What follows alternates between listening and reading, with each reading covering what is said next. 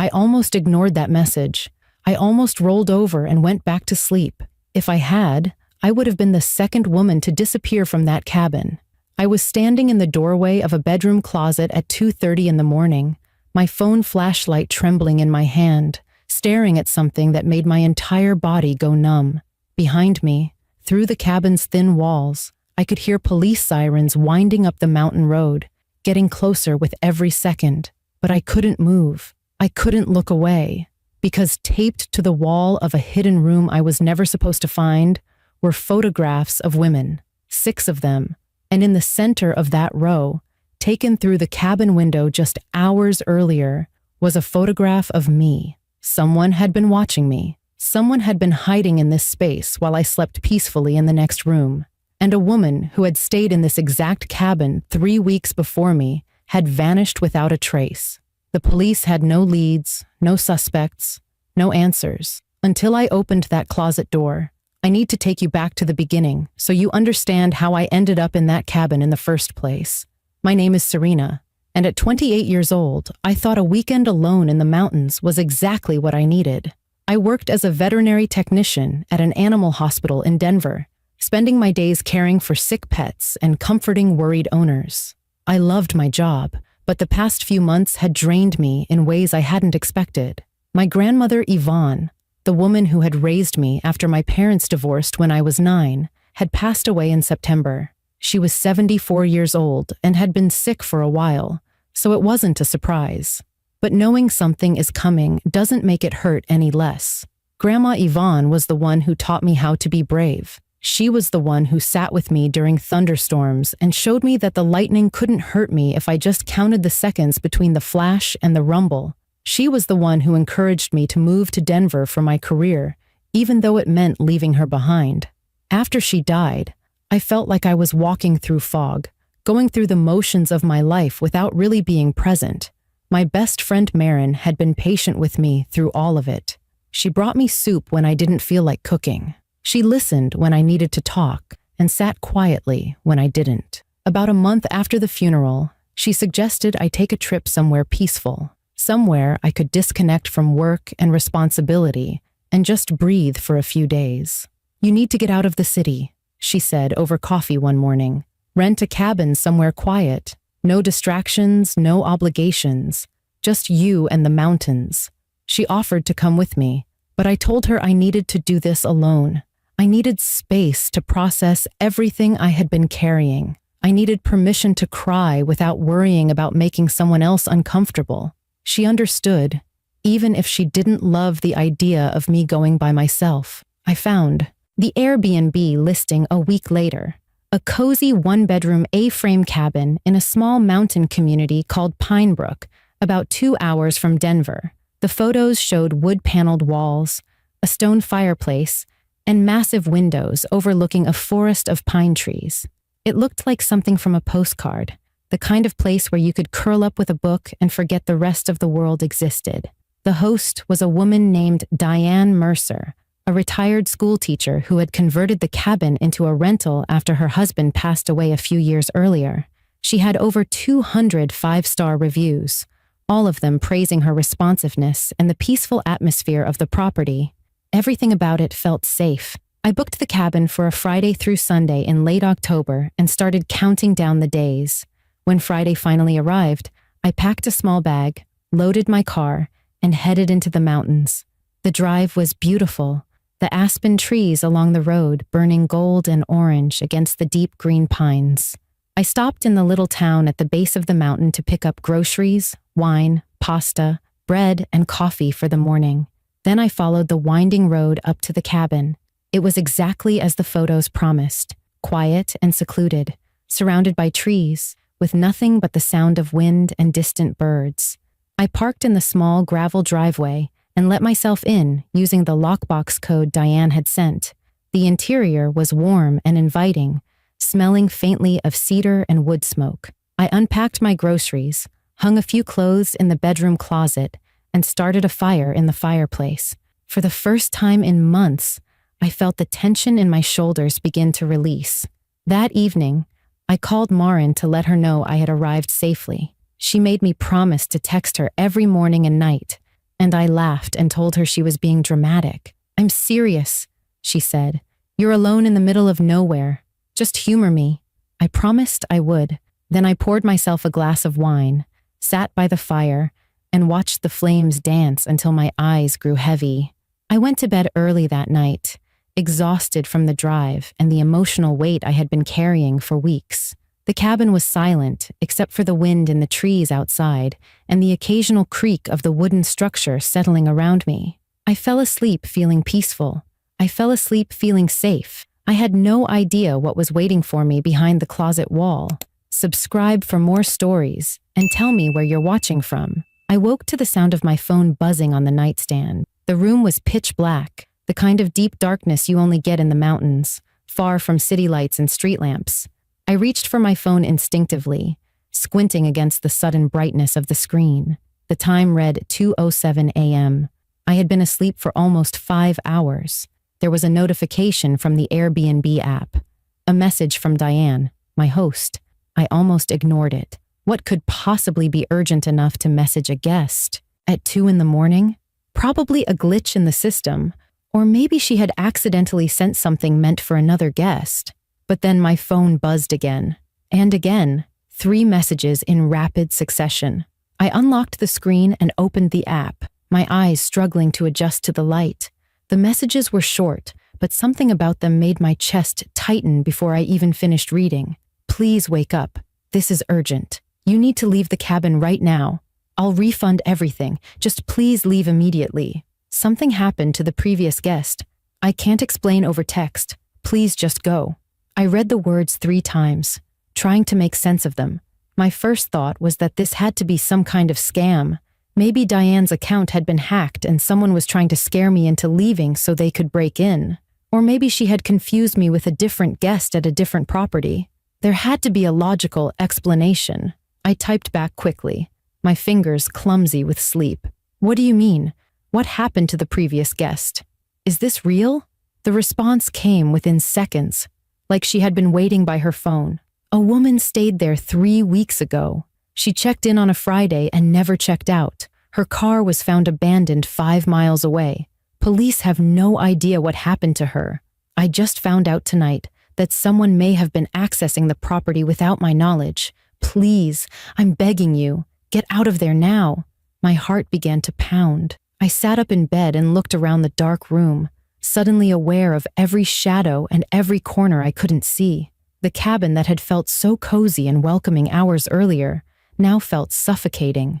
The silence that had seemed peaceful now felt heavy, like it was hiding something. I told myself to stay calm. This could still be a mistake. Diane could be confused, paranoid, or even mentally unwell. Just because she believed something didn't make it true. But there was something in her messages that felt genuine. The urgency, the specific details, the way she kept saying please, like she was terrified on my behalf. I threw off the covers and got out of bed, my bare feet cold against the wooden floor. I found the light switch and flipped it, flooding the small bedroom with warm yellow light. Everything looked the same as it had when I went to sleep. My clothes hung in the closet. My phone charger was plugged into the wall. My water glass sat on the nightstand, half empty, but I didn't feel safe anymore. I walked through the cabin, turning on every light I passed. The living room with its stone fireplace and big windows, the small kitchen with its rustic wooden cabinets, the bathroom with its clawfoot tub and vintage mirror. Everything was still and quiet. Nothing looked disturbed or out of place, but the windows that had seemed so beautiful during the day now just showed me darkness. I could see my own reflection staring back at me, pale and wide-eyed, and beyond that, nothing but black. Anyone could be standing out there in the trees, watching me move through the cabin, and I would never know. I checked the front door, locked, the deadbolt secure. I checked the back door that led to the small wooden deck, also locked. All the windows were latched from the inside. If someone had been coming in, they weren't getting in through any obvious entry point. I was about to text Diane back and tell her I was leaving when something caught my eye. The bedroom closet door, the one where I had hung my clothes earlier that evening, was slightly open, just an inch or two, a thin, dark gap between the door and the frame. I was certain I had closed it. I always closed closet doors. It was a habit my grandmother Yvonne had instilled in me when I was a child, convinced that monsters couldn't get you if the closet was properly shut. Even as an adult, I had never broken that habit. But the door was open now, and I had no memory of opening it. I stood in the bedroom doorway, staring at that gap in the closet door, trying to convince myself it meant nothing. Old cabins shifted and settled. Doors swung open on their own sometimes. The floor was probably uneven, or maybe a draft had pushed it. There were a dozen rational explanations, and I ran through all of them in my head while my heart pounded against my ribs. But I couldn't shake the feeling that something was wrong. I thought about Diane's messages, about the woman who had disappeared 3 weeks ago, about someone accessing the property without the owner's knowledge. I thought about how isolated this cabin was, how far I was from the nearest neighbor, how long it would take for anyone to reach me if I screamed. Part of me wanted to just grab my keys and run, get in my car, drive down the mountain, and figure everything else out later. But another part of me needed to understand what I was dealing with. If there was something in this cabin, some sign that someone had been here, I wanted to know before I fled into the darkness.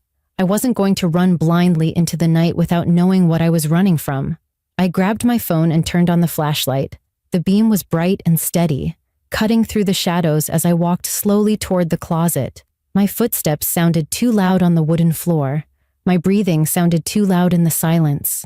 Everything felt amplified, like the cabin itself was holding its breath. I reached the closet and wrapped my fingers around the edge of the door. The wood was cold against my skin. I pulled it open slowly, letting the light from my phone spill inside.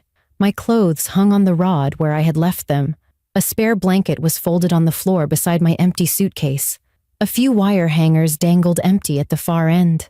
Everything looked exactly as it had when I first arrived, but something still felt wrong.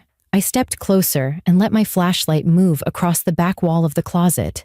That's when I noticed it.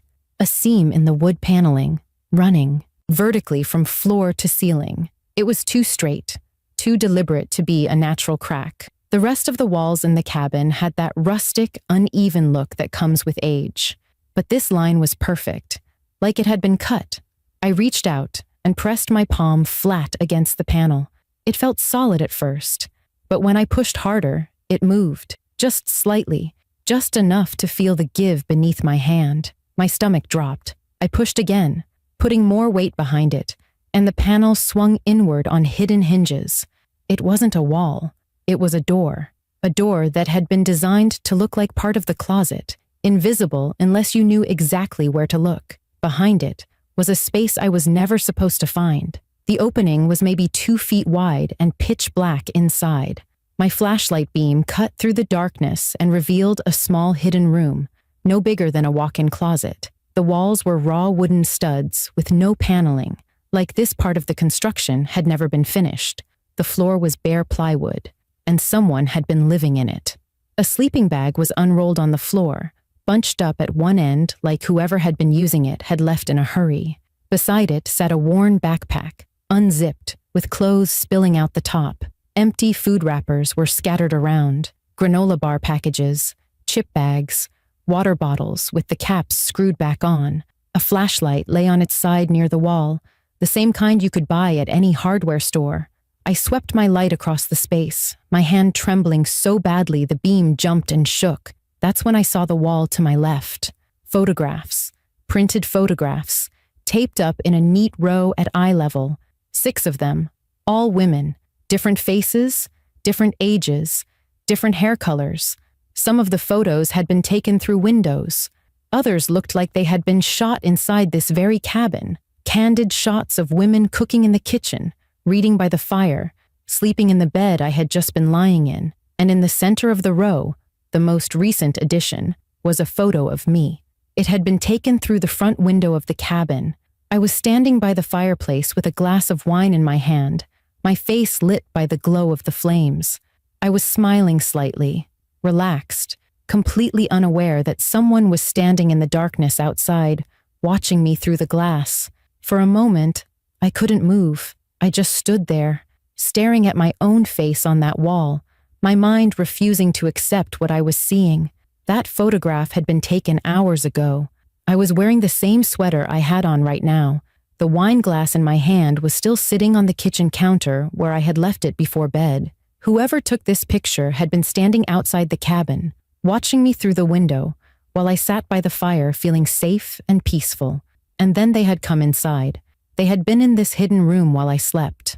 My body understood the danger before my brain caught up. A wave of nausea rolled through me and my legs went weak. I stumbled backward out of the closet, nearly tripping over my own feet. The flashlight beam swung wildly across the walls as I fought to stay upright. I had to get out. I had to get out right now. I didn't think about my clothes, my suitcase, or any of the things I had brought with me. I just ran. Through the bedroom, down the short hallway, into the living room where the fireplace had burned down to glowing embers. My car keys were on the kitchen counter where I had left them. I grabbed them with shaking hands, the metal cold and sharp against my palm. The front door seemed impossibly far away. Every step felt like moving through water, slow and heavy and unreal. I kept expecting to hear footsteps behind me, to feel a hand grab my shoulder, to turn around and see someone standing in the shadows. But the cabin stayed silent. Whoever had been hiding in that room wasn't there anymore. Or maybe they were outside, waiting. I reached the front door and fumbled with the deadbolt. My hands were trembling so badly I could barely grip the metal. I turned it the wrong way at first, felt it resist, then corrected and heard the lock click open. I yanked the door and cold mountain air rushed in, biting my bare arms and cutting through my thin sleep clothes. The driveway was dark. My car sat alone on the gravel, the only thing between me and the winding road down the mountain. Beyond the small clearing, the pine trees loomed like black walls, their branches swaying slightly in the wind. Anyone could be hiding in those woods. Anyone could be watching me right now, the same way they had watched me through the window. I ran to my car and pulled the door handle. Locked. Of course I had locked it. I pressed the unlock button on my key fob with shaking fingers, heard the chirp of the alarm disengaging, and threw myself into the driver's seat. I slammed the door shut and hit the lock button immediately, sealing myself inside. For a moment, I just sat there, gasping for breath, my whole body shaking. The interior of the car felt like the only safe space left in the world. I gripped the steering wheel and tried to think, tried to make my brain work through the panic. I needed to call 911. I needed to call someone. I pulled out my phone and dialed with trembling fingers. The call connected after 2 rings. 911, what's your emergency? My voice came out broken and breathless. I tried to explain what I had found. The hidden room, the photographs, the woman who had disappeared 3 weeks ago. The words tumbled out in a jumbled rush that probably made no sense.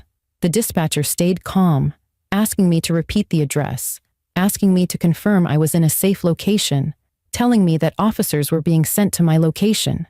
Stay in your vehicle with the doors locked, she said. Don't go back inside. Help is on the way. I hung up and immediately called Maren. She answered on the 4th ring, her voice groggy with sleep. Serena? It's like 2:30 in the morning. What's wrong? I couldn't form words at first.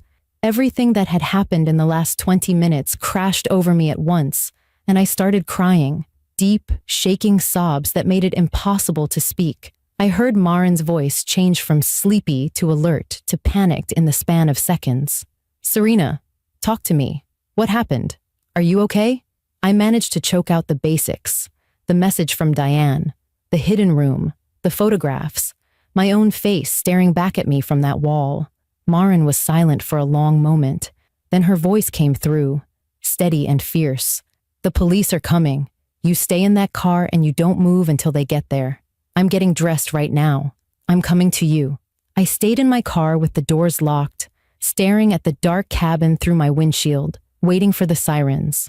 The minutes stretched on forever, but eventually, I saw the red and blue lights flickering through the trees, growing brighter as they wound up the mountain road. Help was coming.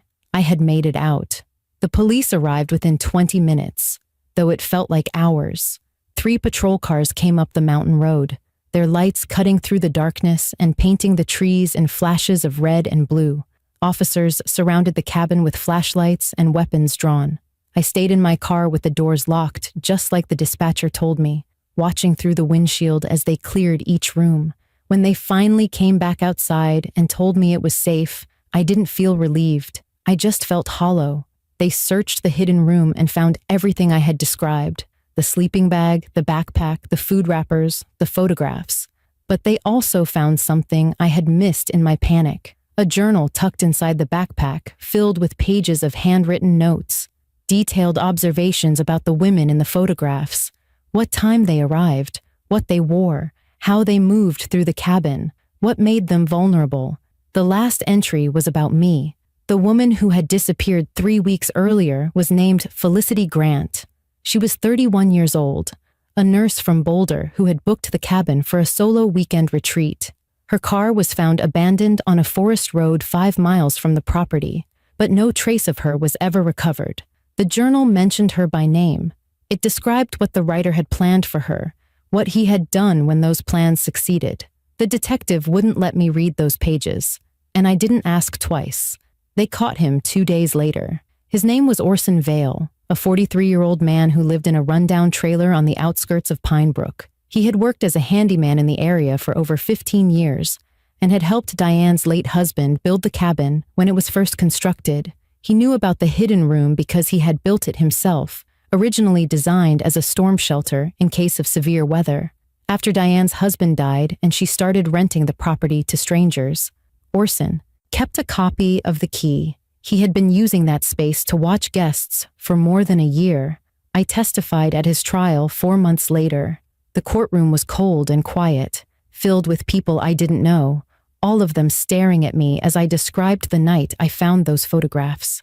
I looked at Orson Vale sitting at the defense table, his hands folded in front of him, his face blank and unreadable. I thought I would feel anger when I saw him. I thought I would feel rage or hatred or some burning need for revenge. But all I felt was grief. Grief for Felicity Grant, who never got the chance to run. Grief for her family, who would never have answers about her final moments. Grief for the version of myself who had driven up that mountain believing the world was mostly safe. He was convicted of first-degree murder, stalking, and multiple counts of breaking and entering. The judge sentenced him to life in prison without the possibility of parole. Diane reached out to me after the trial. She called me one evening, her voice thick with tears, apologizing over and over for what had happened on her property. She had no idea Orson still had access. She had no idea he had been using the cabin as his hunting ground. She sold the property a month later and donated the proceeds to a victims advocacy organization in Felicity's name. I told her it wasn't her fault. I told her she couldn't have known, but I could hear in her voice that she didn't believe me. Some guilt is too heavy to put down, no matter what anyone says. Maren drove up that night and stayed with me for a week after I got home. She slept on my couch, made me tea I didn't drink, and sat quietly with me when I couldn't find words. She didn't push me to talk about what happened. She just made sure I wasn't alone. I don't travel by myself anymore. It's not that I think every rental property is dangerous or every stranger is a threat, but I understand now how quickly safety can become an illusion. I check closets. I search rooms. I trust my instincts when something feels wrong, even if I can't explain why. Diane's message saved my life that night. A stranger I had never met, reaching out at 2 a.m. because she sensed something wasn't right. She could have waited until morning. She could have told herself it wasn't her problem, but she didn't. A message at 2 a.m. saved my life. I almost ignored it. Now I never ignore the voice that tells me something isn't right. If you want more stories, subscribe and tell me where you're watching from.